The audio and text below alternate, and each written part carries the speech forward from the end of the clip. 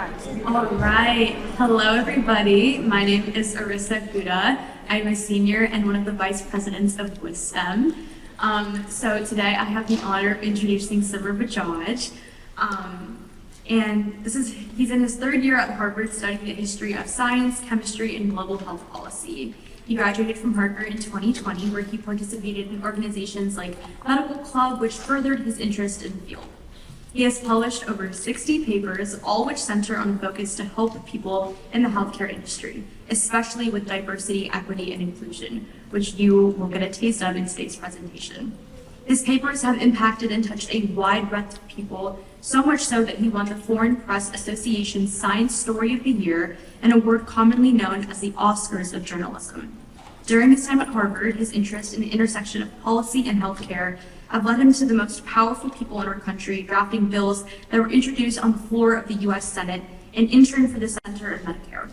His work can inspire each one of us, and that's why it's my honor to introduce this talented alumni keynote speaker, as Simar enlightens us with how storytelling can affect policy change in the hopes of a brighter future.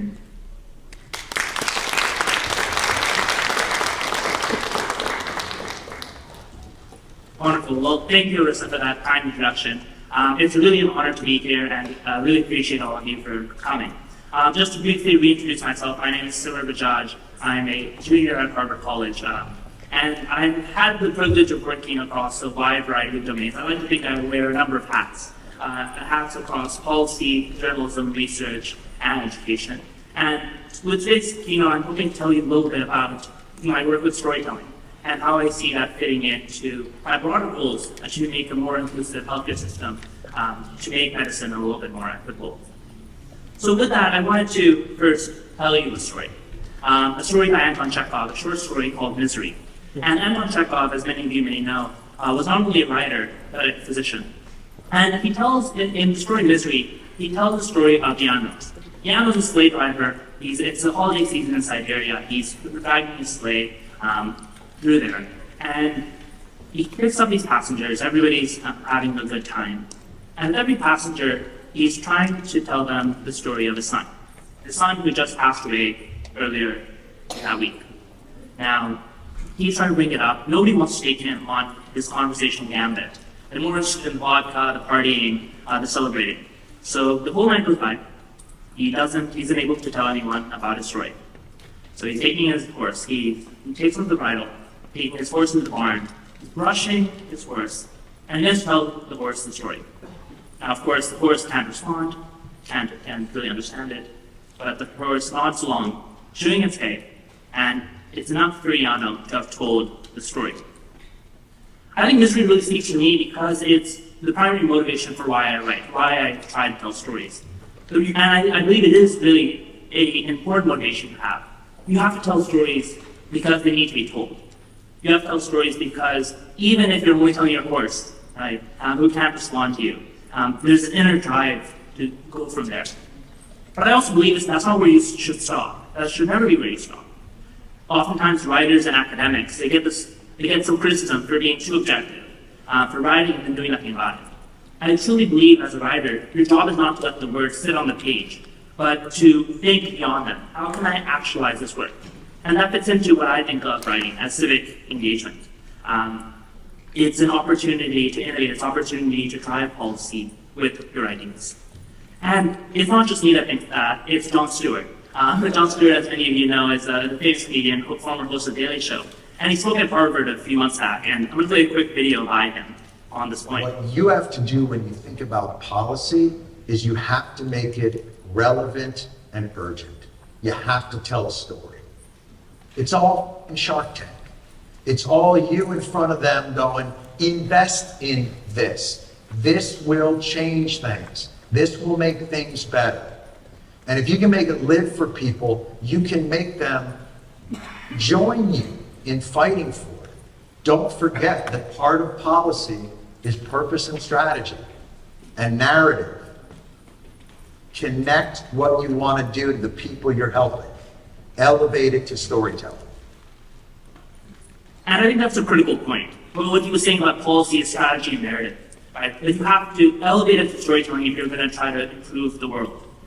And the reality is that there was never a policy in the history of our country that was just passed because it was a good idea. Statistics, as great as they are, they're frankly dry, right? Nothing gets passed because, oh, the stats look great. They get passed because you're able to open someone's eyes, someone's soul, to the impact, to the purpose, and able to drive change from there. So I think the question is, how do you bring people to the table? And I truly believe you bring that through storytelling. And the work that I've been trying to do, the storytelling that I've been trying to impact, is as it relates to DEI.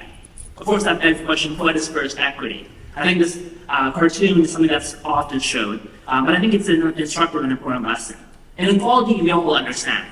It's this unequal access to opportunities, right? Both kids are on the ground, right? One has the apples falling towards them, the other one doesn't, right? It's unequal access. Equality is better. Equality, you put up equal-sized ladders for both of them. Well, one of them can access the apples, but the other can't because the tree's leaning a little bit to the on one side. So you're getting a little better, you give people access, but you're not really focusing on differences in the individuals for the systems. Now, equity is one step further. You're dividing resources fairly and equally, and you're factoring in differences among people. So for the kid on one side, you give them a little bit bigger ladder, so they can still access the apples. Equity is great. But justice is the final step. Justice is where you're saying that I'm going to try to create long-standing equity. I'm going to create equity in systems as well as individuals. Right? You're focusing on both those ways. So you put the struts on the tree, right, so that both kids can have the same size ladder and they can access the same resources. Then you can think of equity, justice, equality across a wide variety of domains of identity. But I think it's that justice first approach that we all must come into. And I want to talk to you about that justice first approach through the realm of storytelling. And I thought what better way to do that is through 3 mini stories. So I'll give you 3 stories that hit home the point why we need to focus on DEI, why it's not a luxury for some people, but why it should be all of our responsibilities. The first story is of infant mortality. In the city of New Orleans in Louisiana, if you just go a few miles from one place, there is a 25-year difference in life expectancy among babies born here and then babies born just a few miles out there. 25 years. Quarter of a century. It's remarkable. And the other thing about infant mortality that always hits me and strikes me is that if you take the wealthiest quartile of Black Americans in this country, and you take the poorest quartile of white Americans in this country, and you look at, okay, let's compare infant mortality between these 2 groups. You might be surprised to learn that the wealthiest Black Americans still have worse infant mortality, still have worse maternal health than the poorest white Americans. It's not something we often think that, oh, we can just explain everything through money and socioeconomic status. The issues are more structural. They're more rooted in racism and the other isms as well. So that's infant mortality. Right? We talk about infant mortality in New Orleans, 25 year difference in life expectancy. Let's talk about Cancer Alley. Cancer Alley is this plot of land in Louisiana itself as well, where the city of New Orleans for the past few decades has been sending its industrial waste, has been spraying now banned pesticides there. And in the 1980s, the city of New Orleans built low-income housing on this plot of land. And they invited Black residents to come live here. Now, as you can imagine, not a great place to live with a lot of pesticides and industrial waste. And in fact, in Cancer Alley, as the name suggests, the cancer rates are 50 times higher in that plot of land than anywhere else in the US. The last story I want to give you is that of drug discovery. As some of you may know, most of our drugs in this country have been tested on white Americans, white men specifically. In fact, only 2% of the studies funded by the National Cancer Institute is part of the NIH, only 2% of these studies were focused on racial and ethnic minorities. And I think these 3 stories together really paint a picture of environmental racism, these Black residents being forced to live in this area that has been just sprayed with pesticides and industrial waste. You have the drugs that were not meant to help them, or not meant to treat them. So when I tell you 25-year difference in life expectancy, when I tell you that the richest Black Americans still have worse infant mortality than the poorest white Americans, I hope none of that should surprise you. It's all linked, and you can't understand one of these stories without the others. These are just 3 among many others. So my goal today is to offer you 7 lessons about storytelling for civic engagement. And walk through each of them with examples from my own scholarship, examples from my own writing. And my hope is that if you all come out today thinking of ways that you can make an impact, understand that this is all of our responsibilities, and yet appreciation for various sectors of healthcare, because that's my focus. So you'll hear a lot of healthcare stories today. The first story I want to give you is, the first lesson really, is that the answer isn't one size fits all. It's never one size fits all. And the way I'm going to tell you that story is through the lens of lung cancer screening. Now, some of you may know that lung cancer screening is done in the United States by the low-dose CT scan. The low-dose CT scan, very quick, takes less than a minute. It's also, and it's free for those who meet eligibility criteria.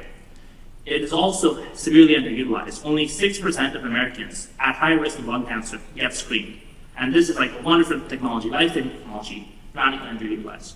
So what are the guidelines for the lung cancer screening? Well, first, you have to be between 50 to 80 years old.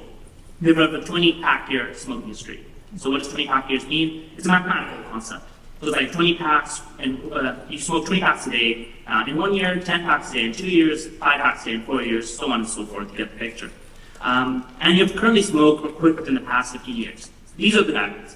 If you only get lung cancer screening, the meet these, and your insurance covers it, or you don't get insurance at all.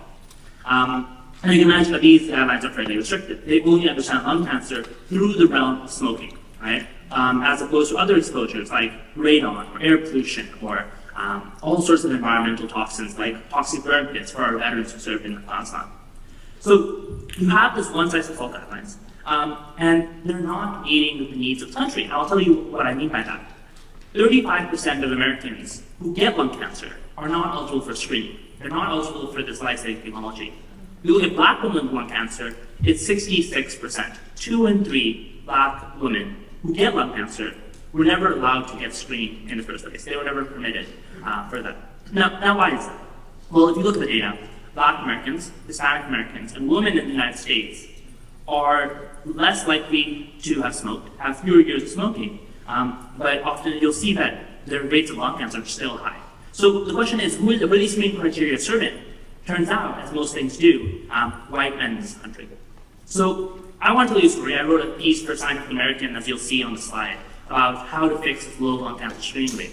And in that piece, I spoke with Denise Lee. Denise Lee is a 60-year-old retired public defender. She's a black woman, and she's actually from Fremont, California, incidentally, so not too far from here. And Denise, she started smoking when she was 14. She quit when she was 54, so 40 years she had smoked. And she's stuck on traffic on her way home to work. She's on 880. And she sees a billboard, right? A billboard saying that, oh, lung cancer screening can save your life. So she goes to her primary care doctor, she talks to him, and she's like, I want to get lung cancer screening, saw this billboard, I smoked, I don't want to catch this. The doctor says she's not eligible. And the doctor says, you're not eligible right now, so we're going to just ignore it. But Denise is persistent. She keeps following up, she sees this online phrase, she keeps checking, is she eligible now, is she eligible now? A year passes, she's finally eligible. Goes back to her doctor. She's the one to bring it up with her doctor never brings it up with her. So she's able to get screened, and she catches stage 2 lung cancer. A lung cancer that was brewing for a long while beforehand. Now, she gets surgery, she gets treated. She told me that a billboard saved my life. It's a happy story. It's a wonderful story. Right? She's alive here in Lowell today. You all can go talk to her. But I don't think we should see it as a happy story. We should see sort of where are the structural issues that failed. Right? Denise Lee is among with this 66% of black women who get lung cancer but aren't eligible for screening. She was able to get screened just because of her own persistence, because she wouldn't let it go. Right? But her doctor was going to bring it up. Right? Nobody was going to bring it up. There was a very good chance that if she hadn't been persistent, if the doctor said you're ineligible and she forgot about it, she wouldn't be here with us today. The lung cancer would progress and she would pass away. So that's not a happy story. I want to tell you an even sadder story now too. So it's the story of Catherine Benson. Catherine Benson is from Minnesota, and she was a young, energetic mother of 4. She was an entrepreneur. She had just started her latest small business. And in late 2014, at the age of 40, she got diagnosed with stage 4 lung cancer. Her doctors told her she had less than a year to live. She had never smoked a day in her life. Her dad, who you see on the screen, her husband, her 4 kids, they were devastated. They were going to lose their mother. And I think Catherine Benson, her stories are powerful and she's no longer with us. But it really hits on the point on the head about where our failings. There was an estimate in 2000 that 50% of all women with lung cancer in the United States have never smoked a day in their life. They still get lung cancer. Our criteria are not meeting people where they are. It's a one-size-fits-all for a certain population. And you'll have doctors say, oh, we're following the data, that's all we're doing. Right? But it's an unfeeling approach to a real critical problem. Lung cancer is the deadliest cancer in the United States. And I think it really speaks to what I hope is going to be a theme throughout this keynote. If the solution is not one-size-fits-all, as I proclaim it is in my lesson, all of you should not be one-size-fits-all people either. You have to be flexible in your thought. You have to go across different domains. And I've had the fortune for lung cancer to do that across research. I've had research published in the journal Lung Cancer, in Nature Medicine, Advanced Respiratory Medicine. I've had journalism published in The Guardian and Scientific American, as you saw on the last slide. And I had the fortune with the American Lung Cancer Screening Initiative to work on legislation, like you see on the slide, HR 3749, that would expand access to screening. And I've had the fortune of writing that and working with Catherine Benson's father to introduce that into Congress and try to advocate for that forward. You have to work across different mediums because these problems are not, the solutions are not one-size-fits-all, and your approach can't be either. So that's the first lesson. The second lesson I want to offer you all is don't mistake motion for progress. I think that's something that really speaks to the audience in this room. We're in Silicon Valley. And of course, the founding motto of Silicon Valley is move fast and break things, as Mark Zuckerberg put it. When he put it for Facebook, the idea was that if you're not moving fast, and you're not breaking things, you're going to be left behind. But in healthcare, moving fast and break things means that people get hurt. And who gets hurt? Those that have the least privilege, those that have the least advantage and resources. And I think it's a broader question of technology, and I hope that this point resonates with many of you in this audience. There's often a temptation that technology leads society, that ethics and the law are timid handmaidens holding everything back. It assumes that new is good enough itself, and disruption is the path of virtue. But technological progress can also widen disparities. You might have rising tide lift all boats, but are the boats staying separated even more so? Are you increasing disparities despite everything getting a little bit better? I think that's a critical question. I want to talk about that through the example of two technologies. Two technologies that I've had the chance to write about for the Washington Post and Lancet Digital Medicine, or Lancet Digital Health. So the first one, pulse oximeters. Some of you may know what these are. These are little technologies that clip onto people's fingers. They help spit out a percentage of oxygenation in your blood. And what's helped a lot of these pulse oximeters is that they're a quick and easy way to get a sense of how someone's doing. During COVID, that was how triage was done. Doctors would put a pulse oximeter on someone's hand, see that, okay, you're 100, you're good to go. I don't need to spend time with you, you can go home. Oh, you're 85, oh wow, this might need some severe care of COVID. This is how I'm going to quickly determine that you need to go to the ICU. Now, the thing about pulse oximeters is that this is one of the examples where racial and ethnic minorities are often underrepresented in the foundational studies, are often underrepresented in the technological development. And when you're out of sight, you're out of mind. So, in this piece for the Washington Post, I examined the history of pulse oximeters and how they were invented in Japan. In Japan, as some of you may know, is a fairly ethnically homogenous population. So they were never tested in racial and ethnic minority populations. When they were rolled into the US, there was similarly this oversight. And I don't believe it was malicious oversight. It was just out of sight, out of mind. And it was, again, not tested on racial, ethnic, like Black or Hispanic Americans in the United States. So you have this technology that's brewing in the United States for decades. It comes into focus during the COVID-19 pandemic. And in fact, it is Hispanic and Black Americans are a quarter less likely, fourth less likely to be eligible for treatment during the coronavirus era because these pulse oximeters are overestimating their blood oxygenation. But rather than saying that, oh, they are really sick, it's saying, well, you're fine, you can go home. So when you think about the wide disparities we saw during the COVID-19 era, this is one of the aspects, the technological bias, the racial bias that's built into pulse oximeters.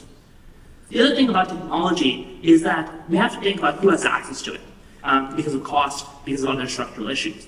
When we think about telehealth, and this is a piece I wrote for Lancet Digital Health, it sounds like a great idea. This is how we're going to expand access to care. Everybody has access to a computer, they're going to be able to Zoom in with their doctors, this is going to be great. And I think there's a lot of good reason to have that excitement. But when you have that excitement to the exclusion of all else, you ignore the fact that, for example, 15 to 24% of Americans don't have broadband access. That's a striking statistic. Well, who are we really serving? Who are we really needing? The other aspect of it is trust. Black Americans in this country are 4 times more likely to use the emergency department instead of telehealth. And why might that be? Well, there's a number of reasons. There's the historical mistrust, the everyday mistrust that comes into it. It's also the question of where do you think you can establish a real relationship with your doctor? There's issues, of course, with the traditional model. But for many people, they think, oh, if this is online, my doctor's not going to listen to me. I'm not going to be able to advocate for my doctor. I'm not going to be able to get the testing that I need. They'll just say, oh, you can come back later. So you have this technology that is purported to expand access to be this great equalizer, but it falls short. And I think we have to have these considerations in mind. I'm going to give one more example, and this is, and it'll come in the next slide. It's from Joel Burvell. Joel Burvell is a medical student in Washington. He's very active on TikTok and other social media in terms of bringing awareness to health disparities. And he's going to talk a little bit about the glomerular filtration rate, or GFR equation. So I'll take it from him, and then I'll explain a little bit more on what he's saying. What does racial bias look like in medicine? Episode 2. Black patients are 4 times as likely to suffer from kidney failure, but they spend longer when waiting for kidney transplants than white patients. One of the reasons why could be a formula called the glomerular filtration rate, GFR, that incorporates race. The lower your GFR, the worse your kidney's functioning. A low GFR is what qualifies you for a kidney transplant. But in the GFR equation, there's a race adjustment that increases the GFR number for black patients. Because a higher GFR number indicates better kidney functioning, the race correction could be overestimating GFR, resulting in black patients receiving less care and missing necessary treatment. Understanding racial bias in medicine can save lives.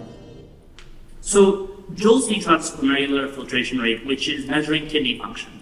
And in the foundational studies for GFR, there was this notion that, oh wow, Black Americans have higher creatinine levels. Creatinine is something that we use to measure kidney function.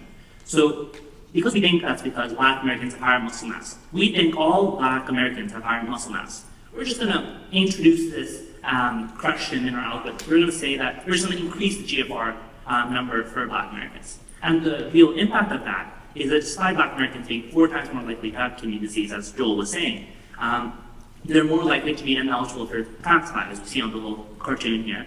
They're more likely to have delays in referral to specialists.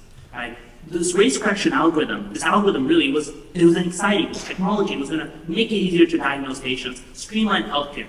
But then we also took this rate, this category race, this social construct of race, and we said we're going to adjust because of this, and we're going to essentially deny people access to care because of it. It's easy to be a technical optimist, to be really excited about technology. I want to encourage you all to still be excited about technology.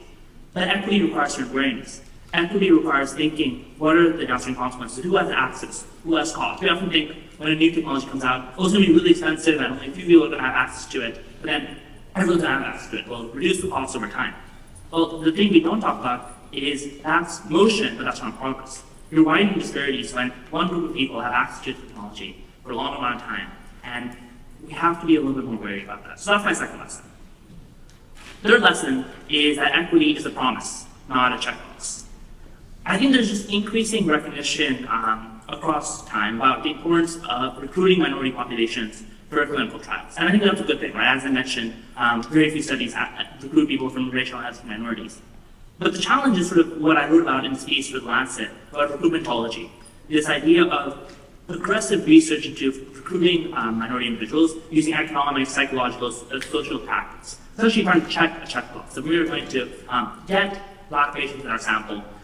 It doesn't matter sort of who they are, it doesn't matter whether we're getting an intersectional cohort. We're just going to do it because that's what we need to do. We'll pay them a lot of money. We'll do this and that just to convince them.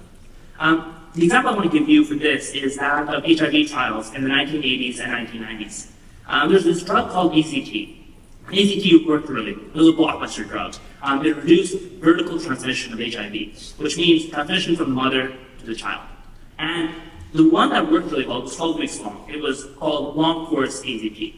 Now researchers, they wanted to determine what is the shortest duration of AZT they could give and still be effective, right? Because it's a question of cost, it's a question of access, right? If you are able to get a short-term treatment that works just as well, great. So what they wanted to do was they wanted to test this out. And the logical test for this would be, okay, let's have a group that gets long course AZT, let's have a group that gets short course AZT, and compare outcomes, right? You do that sort of comparison.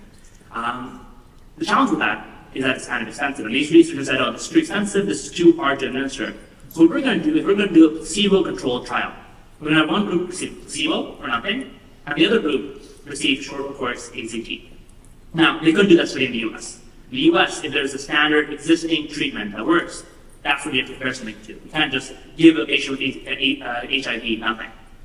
But they could do that abroad. So they went to Thailand, they went to the Dominican Republic, they went to various African countries and conducted 15 studies where they took half patients, gave half of them patients with HIV, mothers with HIV, gave half of them short course ATG, and gave half of them nothing.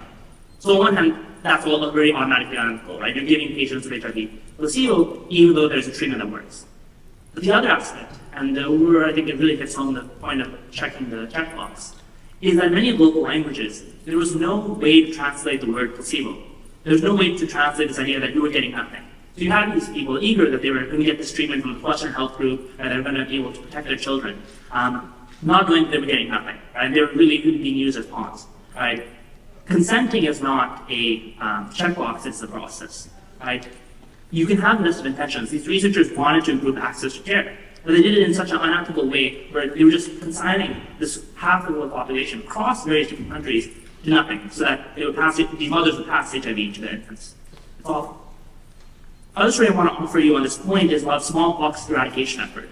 So not too long ago, there was this effort to get rid of smallpox across the country. And really where that we're centered on was South Asia. South Asia was this last frontier of smallpox. And there was this effort to rid South Asia of this terrible disease, meet this outstanding goal of having eliminated smallpox across the globe. And you have all these WHO epidemiologists descending on India and Bangladesh. And what they're doing in India and Bangladesh is going around vaccinating people, trying to hit that mark, trying to eliminate this disease. The story that really sticks out to me from the smallpox eradication effort is that of a starving Bangladeshi woman, which is recounted by the WHO epidemiologist Stanley Music. So Music tells us that there's this woman, and she refused to be vaccinated. She said, if you don't care if I starve to death tomorrow, why do you care if I get vaccinated? They vaccinated her without her consent. They held her down and stuck the needle in. They didn't give her any food. Because for them, it didn't matter that, oh, she was starving, oh, she wouldn't survive tomorrow without food. It mattered more that we check this checkbox. We get rid of smallpox, we're able to pat ourselves on the back. We all feel like we've won. I want to tell you that this is not a historical phenomenon. I'll give you a couple of historical examples. I want to give you one that hits a little bit more close to home. As many of you know, in the summer 2020, George Floyd was murdered. And in the wake of that murder, a lot of people thought, okay, I want to do my part, I want to do something. And for many people, the solution was, I'm going to post a black square on social media. And this is going to be how I stand in solidarity. It sounds silly now, but in that moment, everyone was doing it. It was the way you did your part. And people did it, they patted themselves on the back, they called themselves an ally, and they went on their merry day. And this is the definition of equity as a checkbox. You do your part, you do your virtue signaling to other people, right? Do your performative activism, but you don't really engage with the issues that are part of it. You, in fact, are doing more harm to the movement, right, by treating it as a sort of performative way. Another example is sort of in medicine. This is a picture from a vascular surgery conference. I have attended about a dozen medical conferences over the years, and more recently, almost every single one has had a DEI session, right? Great for them, right? It's really important work. I'm glad that they're hosting the session. But as you'll see in the session, nobody attends them. And you see here the empty, rows and rows of empty seats, right? More people on the stage than you can see in the audience. And I think the question is that, what are you doing, right? I'll tell you from these medical conferences that if you attend the presidential session, the room is packed. There's standing room only. Every single seat you'll see here is going to be full, right? People are going to be sitting on top of each other, right, to attend the presidential session. Then you have the DEI session off to the side, a small auditorium, and nobody attends. And the people that do attend, in some ways, they're a self-funding group. People who, in all honesty, probably don't need to be there, right? They already are on the same page. So the question is, right, what are you trying to do? Are you being performative, right? Are you really taking the effort to make a difference? James Smith, he's a family medicine physician in Minnesota, and he asked, is DEI important enough to make it a priority, to give up something for it, to be inconvenienced by it? People have to intentionally choose DEI. It's not easy. It's not a checkbox. It is a process that requires sustained effort for a long time. The fourth lesson I want to offer you is that injustice anywhere is a threat to justice everywhere. It's a call for a more global perspective as we think about equity, not to just focus on your corner of the world, as people often like to say, but having a more longitudinal perspective. And I'll start off with a poem, First It Came. And this is a poem that's quite famous. Many of you, I hope, have read it previously. But it comes from this pastor, who was initially an anti-Semitic Nazi supporter. But his views gradually changed over time, as he himself was imprisoned in a concentration camp for speaking out against Nazi control of the churches. And I'll leave it to you to read the poem. But essentially, it's representing this nature that every step of the way they came for someone, and I wasn't in that group, so I had to speak out. And eventually they came for me, and there was no one left to speak out for me. The story that I'll give for this is that of Afghanistan. As many of you may know, Afghanistan has been under Taliban control since August 2021. And a lot of the coverage on Afghanistan is focused initially on the evacuation from Kabul airport and how that was going. Many of you may remember that from 2021. It's focused on the politics of things. But I think with my co-authors and I, who are shown on the page, Maryam Nurullah, who is the daughter of political asylum refugees from Afghanistan, and she herself was born in that context when the Taliban first took over. And Robert Cruz, who's a professor of history at Stanford. He's the world-leading expert in the history of Afghanistan and the history of South Asia. So with them, we wanted to focus on the public health catastrophe that was brewing in the country, specifically the COVID-19, the drought, the food insecurity, and just the outflow of healthcare workers who were worried for their lives. And what we argued is that in both these pieces, in Nature Medicine and on Bark, we argued that a policy of withholding life-saving aid should not be a bargaining chip for the U.S. The U.S. sanctions, there was an estimate, these U.S. sanctions on Afghanistan would be deadlier than 20 years of war. So who are we really helping if that's what we're working towards? And the reason I give this example is because working with other talented co-authors who know more about Afghanistan than I do, I wanted to contribute to advancing the scholarship, to getting information in the hands of our policymakers so that we could change things, so that we could try to correct this injustice happening halfway across the world.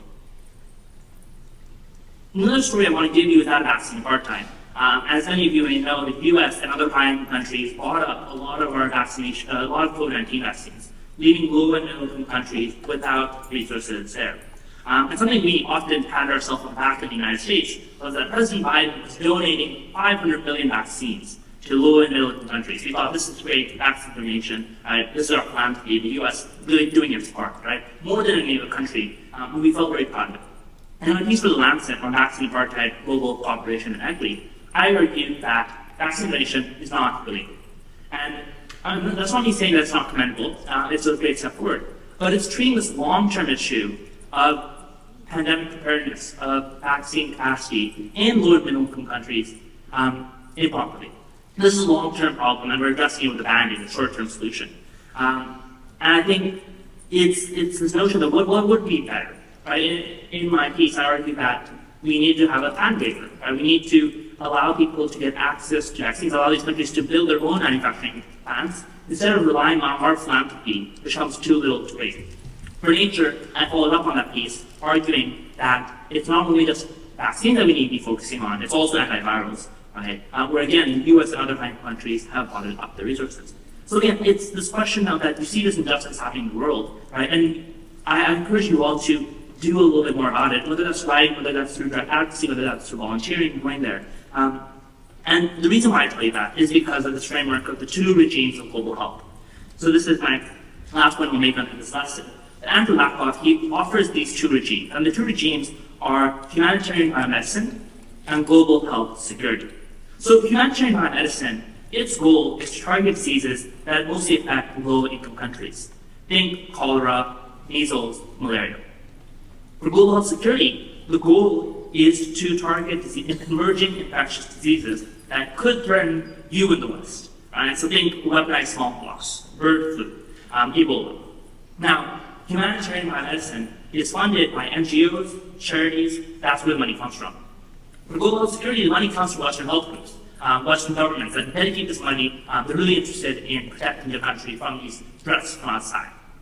Now, the challenge with this question, and the challenge with what Martin Hirsch says in that quote, this phenomenon of not my backyard.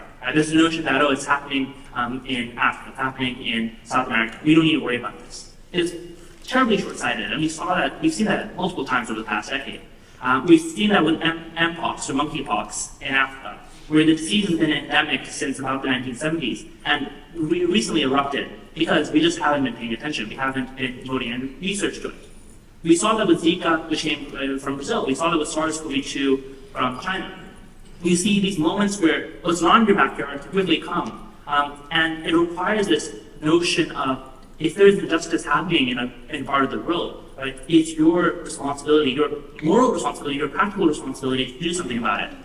Because one way or the other, it's going to come back with you. And even if it doesn't, there's a human responsibility that if we see something in the world, then we don't treat those lives as lesser than ours.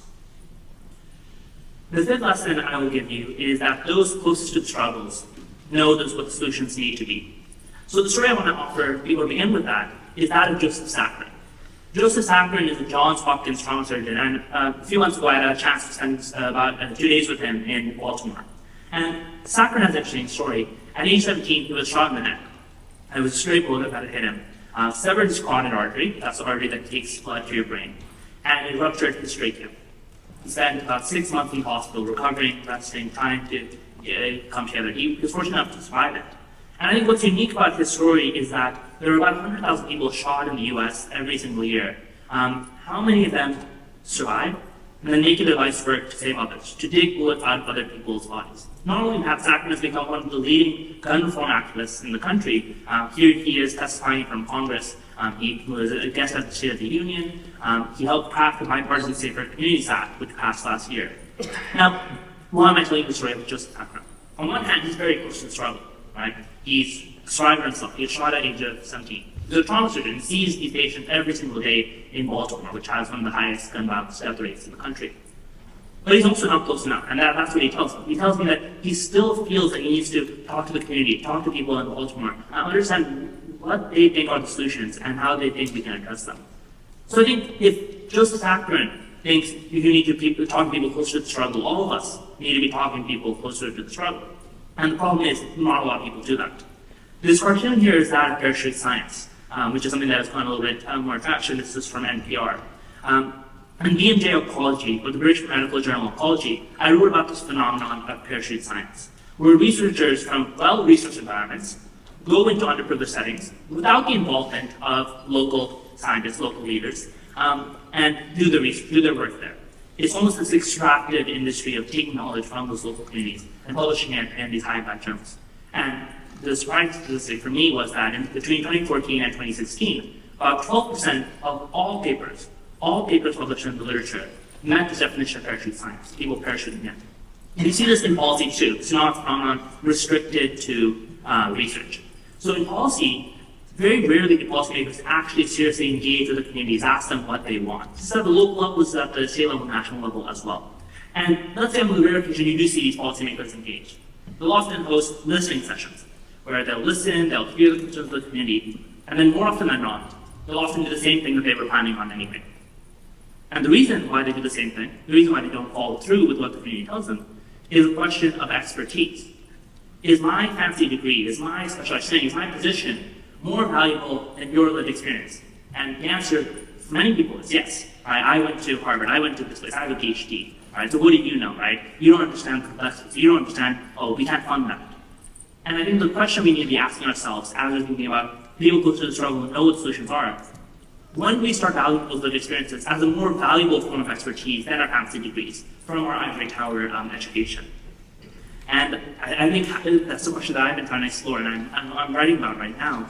How do you reshift that paradigm? So I think the question is, going back to Lakoff's two regimes of global health, global health security and management by medicine, there's always this question, how do you bring them together? How do you get rid of this false separation between them two?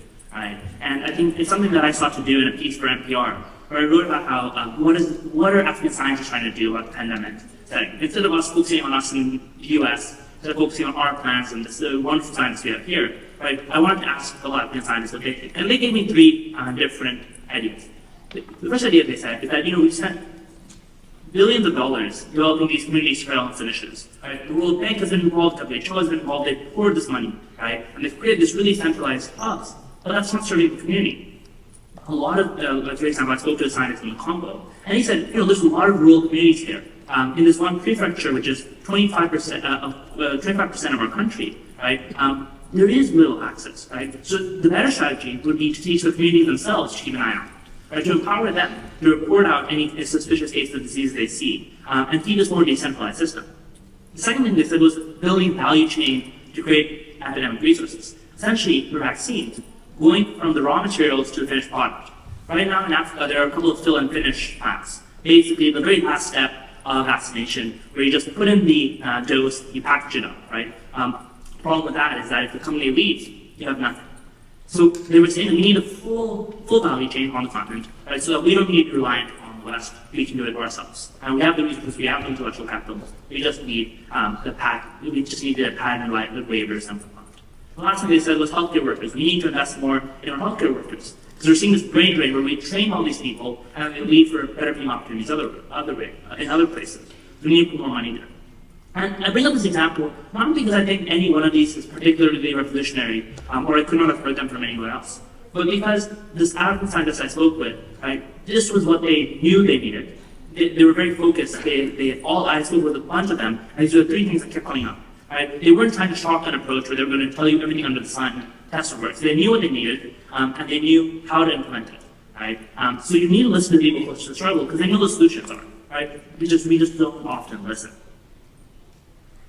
My sixth and second to last lesson is beware those who say that there's nothing we can do. The example I'll start off with that is that of obesity. As some of you may know, by 2030, 50% of Americans in this country will have obesity. If you look at the number of doctors that are trained in obesity medicine, that is less than 1%. If you look at our GDP and how much money we are spending right now on obesity and all the chronic diseases obesity costs, it's 1.72 trillion. In that little bar graph, that's the GDP, the US GDP, and 9% of it is spent on obesity and chronic diseases. It's this massive problem that we seem to be doing very little to combat it. And I'll explain what I mean. In this country, Medicare is not allowed to cover anti-obesity medications, basically anti-obesity drugs. And because Medicare doesn't cover it, most private insurances don't cover it either.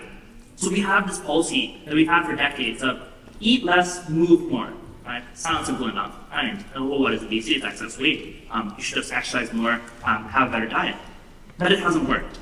It hasn't worked over the last few decades. It hasn't worked despite decades of trying. Obesity times have been just rising and rising. And the reason why it doesn't work is when you have the clinical disease of obesity, it's very hard to lose weight. 95% of people, maybe they'll lose a little weight, maybe they'll go on a new diet and lose weight, but then they'll return back to that similar weight, the weight set point, as it's called. So instead of treating this disease, we're gung-ho on prevention. We're not doing anything to actually seriously deal with the issue because there's nothing we can do. Oh, we say it's too expensive, it's too bankrupt Medicare. Well, 1.72 trillion, this is really expensive as well. And I think this dialogue of what we can do in healthcare extends beyond obesity medicine. And the last thing I'll say for obesity medicine, though, is that people aren't getting treated for this drugs. This is just a couple of studies I did, where less than 1% of people eligible for obesity drug treatment get them. So there's this tremendous lack of access. But I guess my point is that this extends beyond obesity, of course, and oftentimes what we say there's nothing we can do, it happens with global health. So on the slide here you see the late Paul Farmer. Paul Farmer was one of probably the most important global health advocate in the world. And he passed away recently. He was a professor at Harvard, and it will remain my greatest regret that I never got a chance to take a class with him. But essentially, Paul Farmer, he would refuse to believe that there's nothing we can do. He refused to believe in the idea of scarcity. And I want to tell you that story through a piece I wrote for Harvard Public Health, a story I wrote about cholera. The editor came to me and she said, Simar, we're having all these cholera outbreaks happening across the world. There's a limited supply of vaccines, there's not enough to go around. I want you to write a story about where we can deploy these vaccines. So I talked to a bunch of people, and I talked to some people who said, we should deploy it where cholera outbreaks are happening now, right? To stem them in their wake. There's other people who said, oh no, we should deploy cholera vaccines before a place happens, so right when they're about to start increasing cases, so that we can be more proactive. We can reduce the spread, cut it off at the source. Louise Ivers, the executive director of the Harvard Global Health Institute, said, rather than squabbling over where we should deploy these vaccines, here or there, we just need more vaccines. And that's the solution. We just need more vaccines. And rather than just focusing on vaccines, we need better water and sanitation infrastructure so that you don't have cholera in the first place. So that we're not constantly responding with vaccines. But again, the question is, That's too expensive. Oh, how are you going to make vaccines, right? No pharma company wants to do this. Right? There's no money here. Oh, how can you invest in water and sanitation infrastructure? It's horribly expensive. And those are all valid concerns. We live in a real world. We have to contend with them. And I think it also is, we shouldn't let them stop us. We shouldn't let them end the conversation. And Paul Farmer used to always say, is a supply, demand, cost, even our values are all valuable. If you're confronted with the question of scarcity, what you really should be focused on is changing the rules of the game, such that you don't need rational care, such that you don't need to treat some lives as worth less. The other story I want to give is it goes back to the pandemic. The first editorial I ever wrote was published in the New England Journal of Medicine, and the argument that I offered in this editorial was that we're understanding vaccination, we're understanding vaccine hesitancy among Black populations wrong. And how we're understanding it was through history. We were saying that, okay, Black people are not taking vaccines because of ski. They're not taking the vaccine because Henrietta Lacks and Jane Marion Sims. These historical atrocities that happened, that's why they're not taking it today. And what I argued in this piece is that that's kind of missing the point. Right? When we say that they're not taking the vaccine because of historical atrocities, which are important, I recognize, we're ignoring the fact that it's also due to everyday racism today. And in fact, by putting it neatly that, oh, it's because of history, it absolves us of current responsibility. None of us can go back in time and change what happened in the past. But when we focus on that to the exclusion of everything else, we also say there's nothing we can do about vaccine hesitancy today. It's unmovable. It happened in the past. And really, everyday racism, which I believe is a more salient driver, can be tackled every day, as the name suggests. So, again, it's a question of there's nothing you can do, right? But maybe you're changing the terms of the conversation. Maybe you're changing the terms of the dialogue, because the answer should never be wipe your hands and call it a day. And of course, the question is, how did people actually deal with vaccine hesitancy? How did they increase vaccination rates in low-income communities? And I covered this a little bit in a piece I wrote for Symposium magazine. And one of the points I made there is what was happening in Massachusetts. Massachusetts had a really wonderful vaccination campaign plan, where they essentially started off, like many states, doing vaccination in these large stadiums, right? We're going to vaccinate a lot of people at once. We're going to be very efficient. We're going to be very fast. People are going to sign up for an appointment. And as you all know, there are real issues with that. Who has access to an appointment? Who can actually take time off of their busy day and come? Not often the wealthiest or most resourced people. So what Massachusetts did is that they saw, okay, we're not reaching people that we want. We're not reaching people at high risk. So what we're going to do is we're going to create community ambassadors. And they're going to go into these communities. Right? They're going to be people from the communities. They're going to knock door to door. And they're going to ask people, hey, how are you? Nice to see you again. Have you been vaccinated? Can I answer you any questions for you? They're going to talk to people, familiar faces in the community. And they're going to answer any questions and take them to be vaccinated, if they're ready, to a neighborhood clinic just a block or two down the road. Now, there's a question of vaccine hesitancy that we could have very well said, oh, we can't do anything about that, right? We have to approach this with these large, efficient, large-scale projects. But there's also this opportunity to be a little bit more textured, to be a little bit hyper-local, right? And the question is that in the United States, we often have this tradition of healthcare where if you're feeling unwell, it's your responsibility to come to the healthcare system. The question that they explored in Massachusetts was that, what if we flip that model? And we said that we want to come to you and your community, and we want to help you be well. So that's how you tackle these difficult issues, these issues that many people will say there's nothing we can do, by being more creative, by changing the terms of the conversation. The last lesson I'll offer you is that DEI is all of our responsibilities. At the end of the day, I truly believe DEI is something we must all be engaged with, working with the community, serving as an ally if you're not from one of those communities. But it is a responsibility, and it is not a responsibility I hope any of you take lightly, not a responsibility I hope any of you think this is not my job. And the reason, I'll tell you why it should be our responsibility. Because if we don't, the work falls on the backs of underrepresented scientists, and that's a problem. It's a problem because only 5% of doctors in the United States are Black. And to give you a sense of that, sort of where we come from, in 1900, only 1% of doctors were Black. So it's progress, no doubt about that, right? Over the past 120 years. But I don't think anyone in this room will think, oh, we've done such a good job, right? Over the past 120 years, the percentage of Black doctors has increased by 4%. So why do I bring up that statistic? Because there's just so few of them. And on their backs, right, in order to get where they are, right? They often were the first in their cohort, residency cohort, medical school, right? First in their program, right? There was no one in the room often who looked like them. They got to struggle and tremendously encounter a lot of racism. And I want to tell the story of that through the lens of my mentor, Dr. Fatima Sanford. Together we wrote that piece in the Lancet together. But Dr. Fatima Sanford, she is a superstar. She has an MD, MPH, MPA, MBA, right? More letters in her name than you can count. She is a physician scientist at Harvard, and still, yet to this day, she's had her qualifications questioned. She's had senior colleagues tell her to remove things off her CV. Just patronized at many steps of the way. The story that really sticks with me is that, and this was covered in the New York Times, in 2018 she was flying, and as a physician, there was this patient who was feeling distressed. So she was trying to help the patient out, help to talk to them. The flight attendant comes to her and says, where's your medical license? So Dr. Sanford pulls up medical license, she's used to this, she shows it that she's MD. Another flight attendant comes and says, are you actually a doctor? Questioning her, actually taking care of this patient, seeing the medical license and still not believing her. So I mean, it's a small moment, but it speaks to a larger tradition of where these unrepresented scholars are constantly questioned, undermined, and not able to flourish. But then to ask them on top of that, to take DEI on their backs, right? To take this often uncompensated work on their backs. They're often happy to do it, but you have to wonder, when are you asking too much? I truly believe Dr. Sanford is a superwoman. Right? She's able to do so much, she's able to do a lot. But the problem with racism is not something she can solve alone. Right? It's impossible. Racism is a structural issue, it's a systemic issue, and no one individual, no matter how talented, is going to be able to solve it. But more than that, positioning Black scientists and Black physicians as a solution to DEI deflects from the institutional responsibility.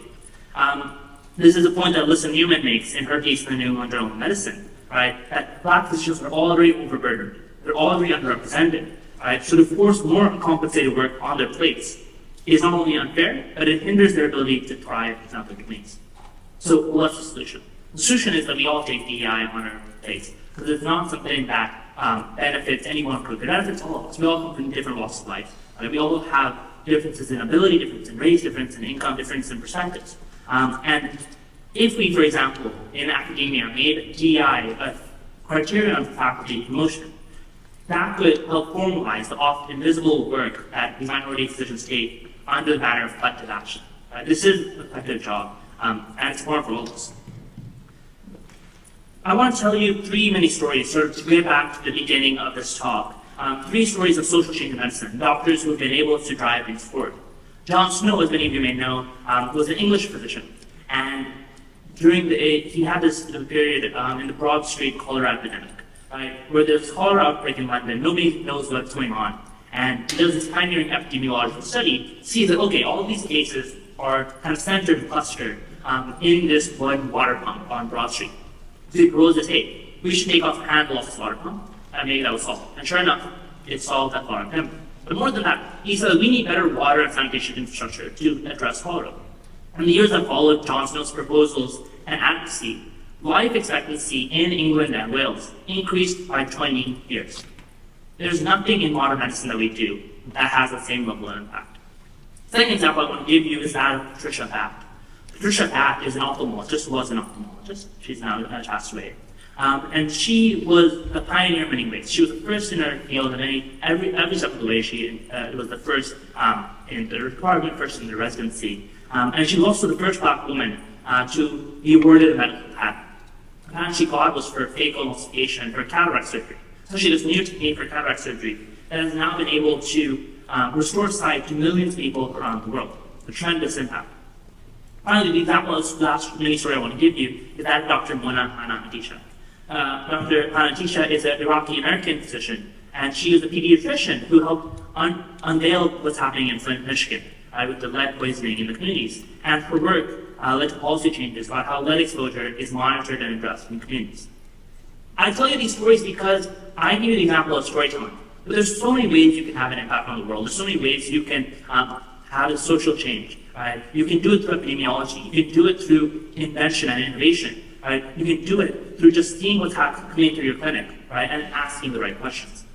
Storytelling is a way that I hope many of you will take with you, and it's an opportunity to draw attention to these. And the way I'll end that is on the story of Robert Capa. So I'll end on the story of a non-physician. Robert Capa was one of the most iconic photographers of World War II.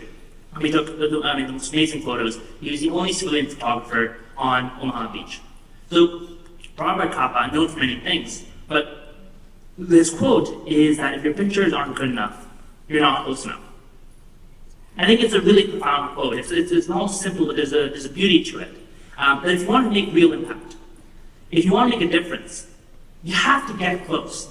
There's no way about it. You can't be sitting in 100 miles away trying to think, oh, I'm really distant thing here. But it's not enough for you to just get close. You have to bring other people close with you. You have to bring other patients, other physicians, other policymakers together with you. And that's what I see as my future role.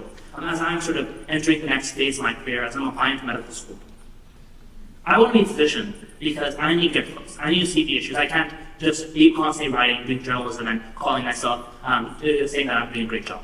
I need to be a physician because I need to be close. I need to be seeing what are the problems in the healthcare system from the ground level. But I also need to do my storytelling, across policy, across journalism, across research. Because I need to bring other people close with me. Because that is how I want to make my impact. That is how I want to help create a more just and equitable healthcare system. Thank you very much, everyone, for listening, and happy taking questions.